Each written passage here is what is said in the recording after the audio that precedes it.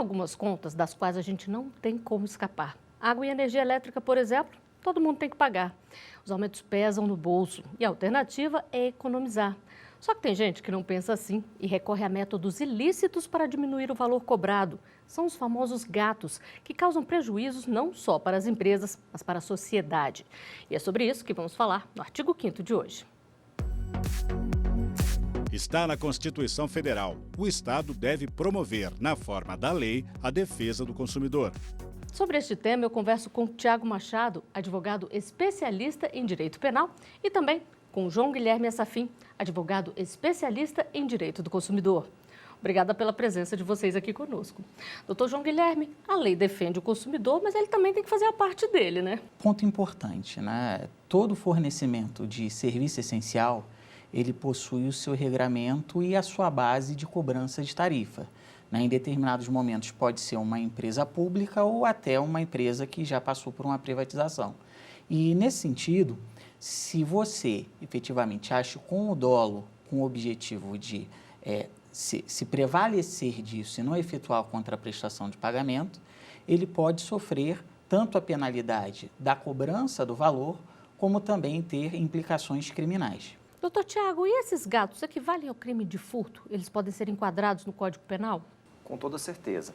Em específico, o Código Penal, no seu artigo 155, parágrafo 3º, trata do furto de energia elétrica. E ele vai além, ele diz que outras propriedades, outros bens também podem ser enquadrados nesse dispositivo. Então, quanto à energia elétrica, não há dúvida nenhuma, o chamado furto de energia. Esse furto tanto pode ser na modalidade simples, quanto na modalidade qualificada. Porque quando há o chamado gato, e o gato é feito através de a utilização de uma fraude ou através de uma outra maneira que exija destreza ou escalada ou algo desse tipo, o furto pode ser qualificado.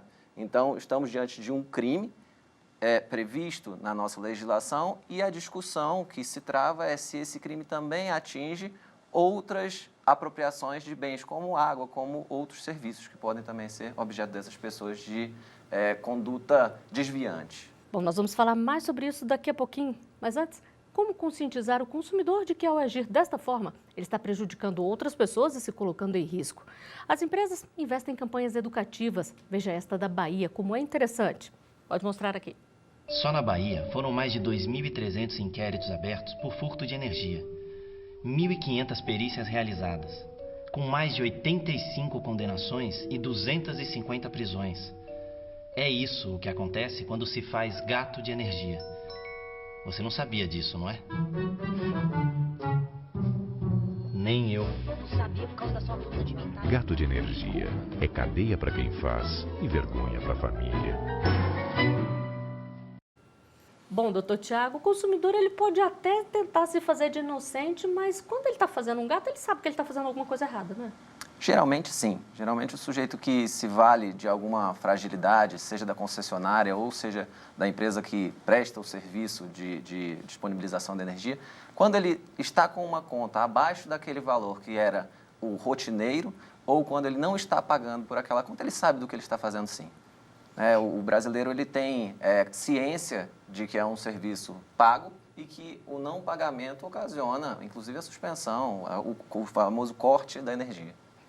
E essas campanhas, como essa que a gente acabou de apresentar aqui, doutor João Guilherme, elas surtem efeito? Tem uma questão didática e acadêmica sobre essas políticas preventivas, porque existe sempre uma discussão do direito à essencialidade do serviço e também do direito ao crédito da empresa, porque se todo mundo começasse a não pagar o serviço essencial, essa empresa não teria condições de dar um serviço com eficiência para a população.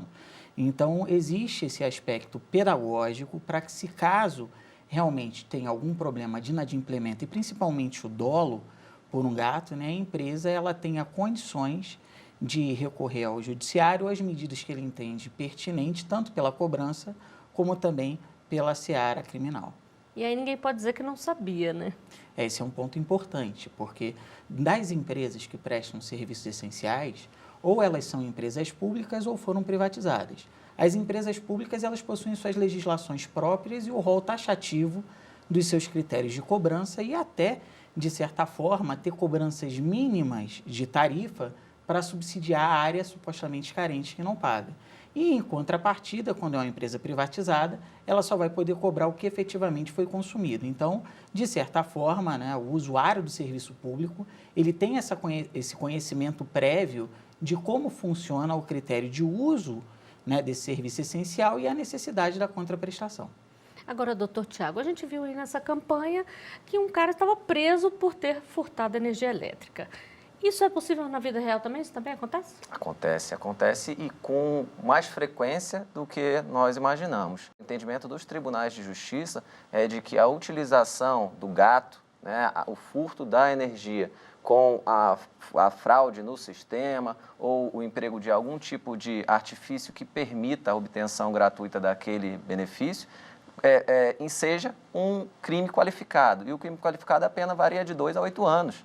Então, o sujeito pode ser preso e permanecer encarcerado durante todo o processo, inclusive posteriormente ao processo, por conta de, às vezes, um barato que vai sair muito caro, né? Querer economizar com um ato que, vale dizer, é ilícito e depois acabar passando uma vergonha pessoal e familiar, como a própria propaganda mostra, né?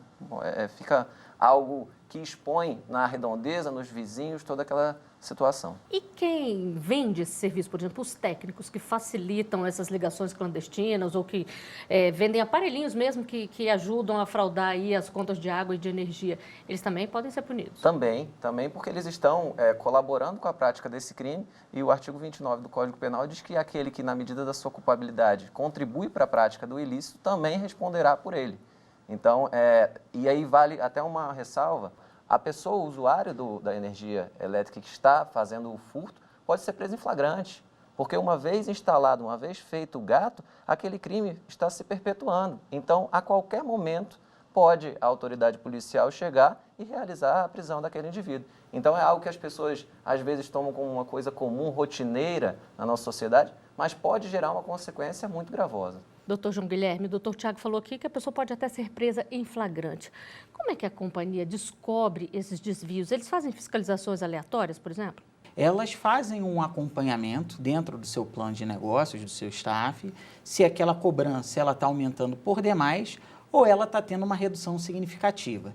A partir daí, ela pode optar por uma visita in loco no local, né, e inclusive até utilizar de uma própria notificação, uma circular, um pedido que, de certa forma, né, seja apresentado pelo usuário daquele serviço público para ele demonstrar o porquê que ele está tendo esse aumento significativo ou diminuição.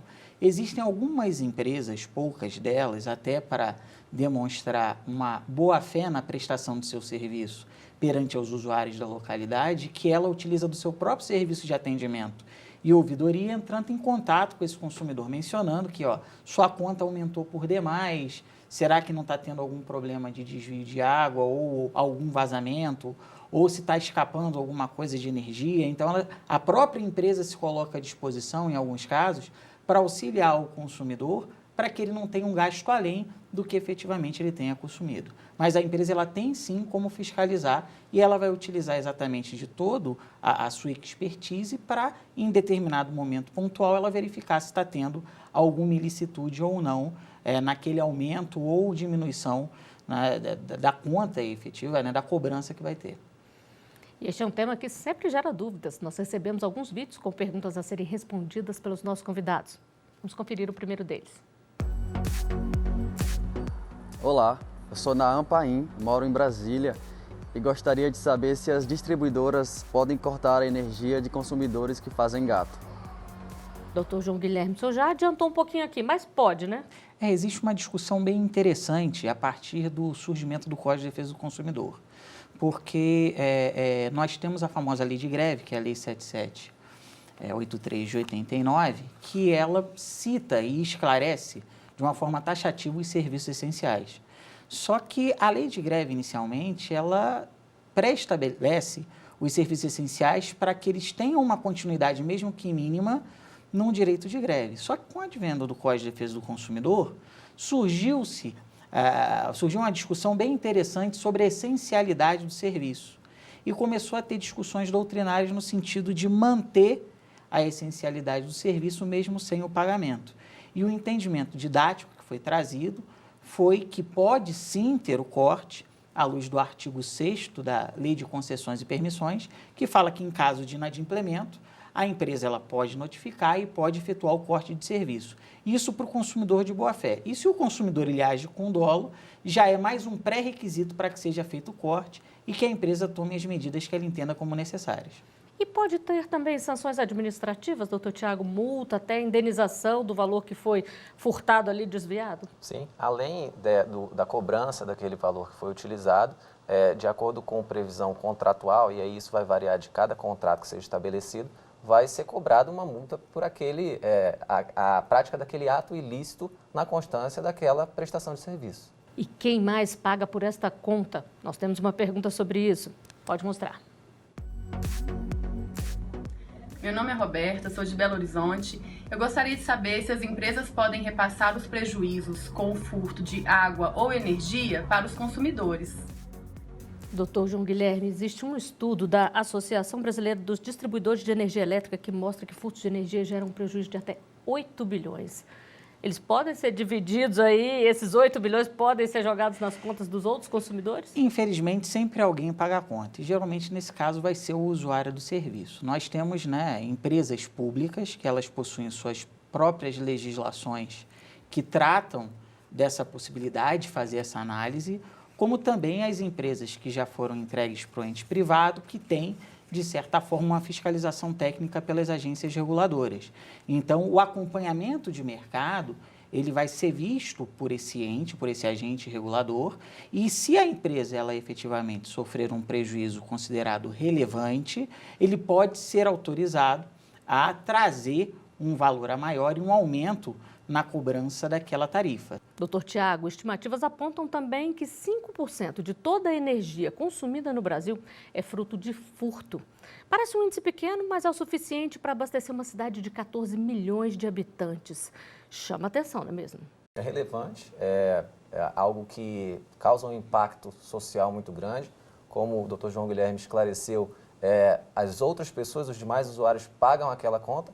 E isso só demonstra que a tipificação desse fato, tomar como criminosa essa conduta, furto de energia, é não só de interesse das empresas e das concessionárias responsáveis, mas sim de toda a sociedade. O crime ele não afeta só aquela empresa X ou Y, mas toda a coletividade que acaba arcando com aquele prejuízo de alguém que de má fé utiliza-se inadequadamente do serviço. Todos nós estamos pagando, né? Exato. Bom, a gente volta a conversar daqui a pouquinho. Agora nós vamos a um rápido intervalo. Já já estaremos de volta com mais Artigo 5º para você.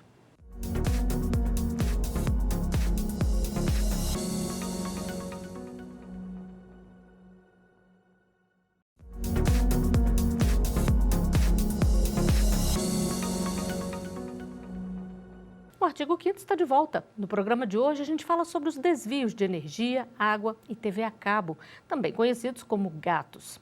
Aqui no estúdio, eu converso com João Guilherme Assafin, advogado especialista em direito do consumidor, e também com Tiago Machado, advogado especialista em direito penal. E nós vamos conferir mais uma pergunta a ser respondida pelos nossos convidados. Pode mostrar. Meu nome é Isaías, eu moro em São Paulo, capital, e o que eu gostaria de saber é se a utilização de poço artesiano no centro urbano pode ser considerado furto de água. Doutor João Guilherme, o que dizer para ele? Bom, neste caso, de certa forma, se o usuário daquele serviço público ou o consumidor ele tiver interesse em efetuar um procedimento de construção de um poço artesiano, é interessante, primeiramente, que ele entre em contato com essa empresa de fornecimento de água, porque ele vai ter que seguir exatamente os critérios que são trazidos pela própria empresa e pela legislação específica daquela localidade, para ver se realmente naquele terreno ele pode fazer esse poço artesiano ou não. Agora, se ele não fizer isso, ele está agindo errado, né? Exatamente, porque ele vai estar, obviamente, burlando a própria legislação que diz que você tem que ter a autorização prévia. E na área rural, pode ter esse tipo de poço artesiano? Nas áreas rurais existem exatamente políticas públicas do governo federal que utilizam esse tipo de incentivo e que foge até daquela, vamos dizer assim, enquadramento como se fosse um serviço essencial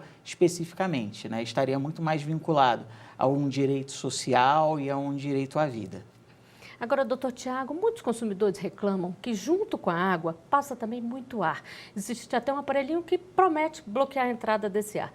É legal usar esse tipo de aparelho ou as concessionárias de água podem punir o consumidor que fizer isso?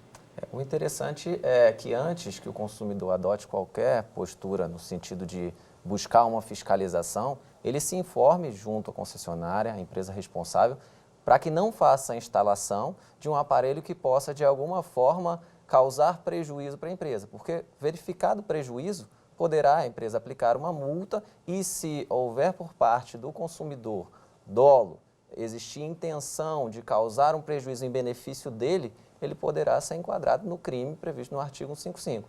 E aí, complementando também, específico com relação a essa informação de poço artesiano, se pode ou se não pode, é interessante pontuar o seguinte: furar poço artesiano sem autorização, ele pode estar incorrendo tanto em um furto de água em tese, quanto em um crime ambiental. Então, são condutas que, por mais que haja necessidade, e há uma necessidade inegável do acesso à água, o indivíduo, antes de adotar qualquer providência nesse sentido, deve buscar esclarecimentos específicos quanto àquilo, para que ele não tenha, além do problema de uma eventual multa, também uma implicação criminal.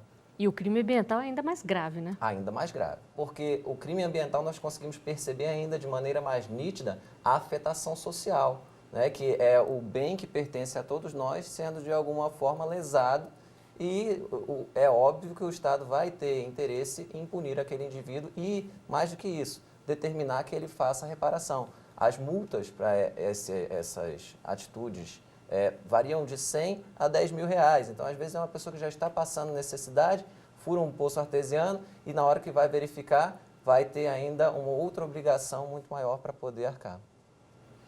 E um outro tipo de gato muito comum é o de canais de televisão. Dados da Associação Brasileira de TV por Assinatura mostram que no ano passado os acessos clandestinos chegaram a mais de 3 milhões de lares, o que provocou uma perda de 6 bilhões de reais entre receitas e impostos. Para evitar isso, elas também promovem campanhas de conscientização. Vamos assistir a uma delas. E assim, a operadora de TV por assinatura pirata acaba de ganhar mais um cliente. A partir de agora, essa família abriu sua rede para hackers, especialistas em roubar dados. Através do aparelho pirata instalado em casa, eles podem se conectar na sua rede, entrar na sua conta bancária e transferir seu dinheiro para países distantes. Mas enquanto isso, canais de graça. Uhul! Pirata, operadora de quem quer arrumar problemas.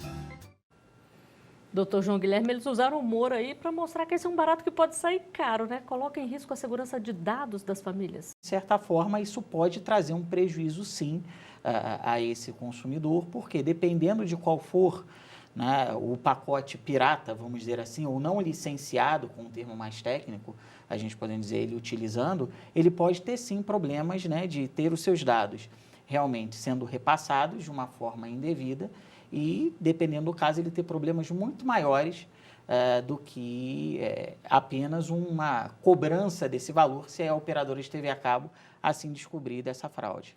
E tanto faz se é, por exemplo, um aparelhinho que ele usa ali para poder receber e sintonizar os canais, ou se, por exemplo, ele puxa um cabo do vizinho ali, tudo é considerado gato de TV a cabo?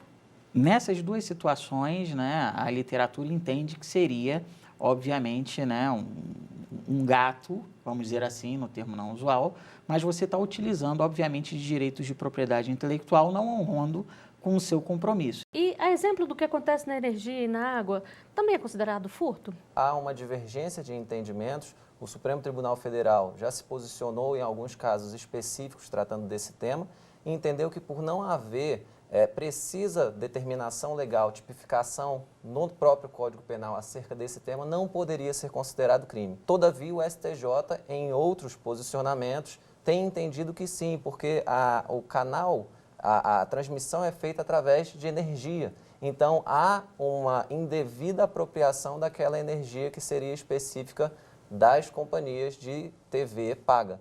Então, há uma divergência, essa divergência também atinge a nossa doutrina, né? Expoentes da nossa doutrina criminal tratam dizendo que não configura crime por não preciso enquadramento da conduta ao tipo penal. O tipo penal fala em energia, né? Não fala em sinal de televisão, e outros dizendo que não, que enquadrariam também.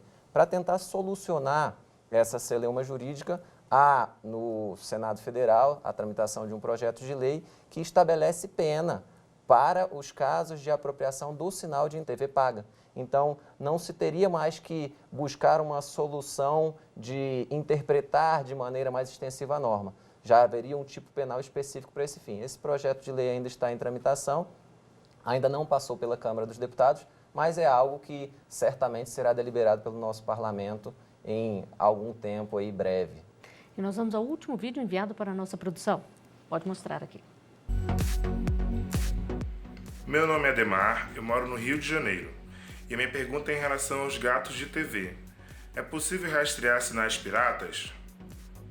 Doutor João Guilherme, é possível? As empresas conseguem fazer isso? Dependendo de qual for o sistema, né, da TV a cabo, o sistema operacional, ela tem como fazer essa verificação. Mas, geralmente, as empresas elas também vivem muito de denúncias, né?